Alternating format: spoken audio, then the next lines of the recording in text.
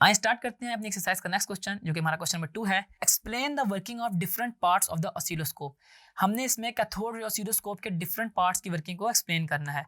ये हमने अपने टॉपिक पढ़ते वक्त इसको काफ़ी डिटेल में देखा था। आइए इसको दोबारा से रिकॉल करते हैं कि जो बेसिकली कैथोड रे ऑसिलोस्कोप है ना, उसको 3 पार्ट्स में डिवाइड किया गया है। जो इसका पहला पार्ट है वो इलेक्ट्रॉनिक गन है, दूसरा पार्ट उसकी डिफ्लेक्टिंग प्लेट्स हैं और हमारा लास्ट पार्ट जो है वो फ्लोरेसेंट स्क्रीन है। जो इलेक्ट्रॉनिक गन है ना, वो इलेक्ट्रॉन्स को इमिट करती है और वो इलेक्ट्रॉन्स मूव करते हुए डिफ्लेक्टिंग प्लेट्स के अंदर से गुजरते हैं और वो इस तरह अलाइन होते हैं कि वो बिहेवियर शो कर रहे होते हैं हमारे पास इनपुट का, क्योंकि वो जो जी है ना, ग्रिड ग्रिड जो है ना नेगेटिव टर्मिनल के साथ कनेक्ट होती है और वो उसको कंट्रोल कर रही होती है कि जितना पोटेंशियल होता है वहाँ पे वो इंक्रीज, और अगर पोटेंशियल को हम कम करें तो वहाँ पे वो डिक्रीज हो रही होती है।